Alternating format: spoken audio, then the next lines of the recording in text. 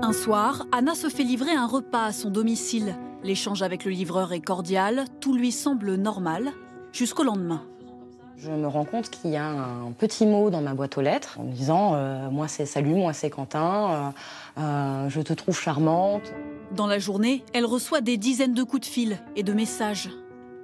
Moi j'ai commencé par répondre en disant que j'étais pas intéressée, que ça suffisait, j'en avais marre, qu'il fallait qu'il arrête de me contacter. Mais le livreur ne s'arrête pas là. J'ai retrouvé plusieurs mots dans ma boîte aux lettres, donc ça veut dire qu'il réussissait à rentrer dans le hall de mon immeuble.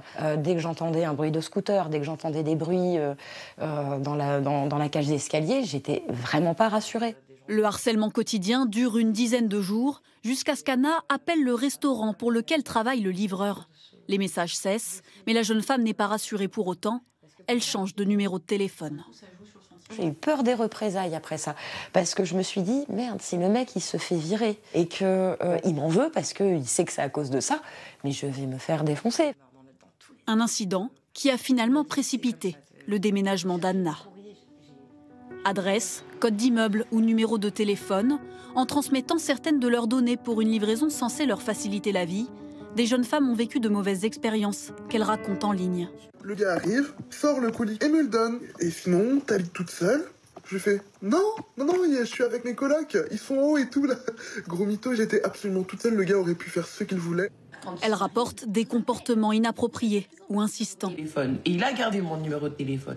Et en plus de ça, le mec complètement taré, il m'a cherché sur les réseaux sociaux. Donc de là, moi, je réponds plus et le gars finit par se vénère. Il me dit allô, réponds. Je panique de ouf parce que le gars, il est juste en bas en fait. Et surtout, il me sort un mytho pour que je lui rouvre la porte. Nous avons pu joindre certains des leaders de la livraison de colis ou de repas. Tous assurent que ces faits sont rares et que les livreurs doivent suivre un code de bonne conduite. Le contrat stipule que les livreurs sont tenus d'agir de façon professionnelle dans le cadre de leur rapport avec les clients. Ils affirment avoir pris des mesures si des cas de harcèlement sont signalés. Les auteurs s'exposeraient à des sanctions pouvant aller jusqu'à la fin de leur collaboration.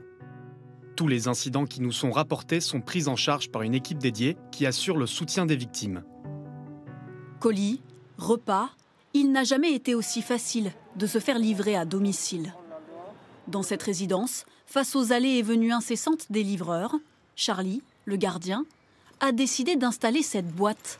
Les habitants qui le souhaitent peuvent demander que leur commande soit laissée à l'intérieur. Donc je récupère tous les colis. Et puis après, je choisis en gros une boîte qui correspond à la taille du colis. Une sorte de consigne. C'est Charlie qui dépose ensuite les clés dans les boîtes aux lettres. D'abord pour gérer l'afflux de livraison, le système a permis de limiter les accès à la résidence. Ça fait beaucoup moins d'allées-venues dans les bâtiments, moins de gens qui traînent. Les livreurs n'ont plus à rentrer dans l'immeuble, ni à monter dans les étages. Là, on peut aller vraiment chercher le colis quand on est prêt à aller le chercher et pas ouvrir un livreur. L'accès aux immeubles est plus sécurisé. J'ai jamais eu de soucis, moi personnellement, mais je peux comprendre, oui. Si on est un peu effrayé d'ouvrir sa porte à n'importe qui, comme ça on est autonome. La livraison reste un secteur très masculin. Seuls 5% des livreurs sont des livreuses. Lorsque Yasmine a créé son entreprise de livraison, sa première motivation était de féminiser la profession. Elle emploie 45% de femmes. Les retours sont particulièrement positifs. On constate que quand c'est des femmes qui livrent, on va avoir beaucoup plus de retours. C'est vrai que les clients se sentent aussi en sécurité, c'est une femme. Donc vraiment, il y a un vrai enthousiasme. Améliorer la parité permettrait donc de réduire le sentiment d'insécurité. Oui, j'ai un colis pour vous. Est-ce que vous êtes chez vous?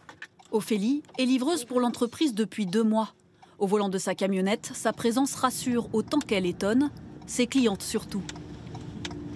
Ouais, elles sont très surprises. En mode oh, c'est vous? Je dis oui, c'est moi. C'est moi, oui, qui suis bien devant votre porte, oui, c'est moi. Mais elles sont très étonnées, puis elles disent que ça fait plaisir aussi de pas toujours avoir des hommes, quoi. Elles trouvent que c'est plus sympa aussi. Comme tous les livreurs de l'entreprise, elle doit suivre certaines règles, effacer les données personnelles une fois le colis livré, ou encore ne jamais rentrer dans le domicile d'un client.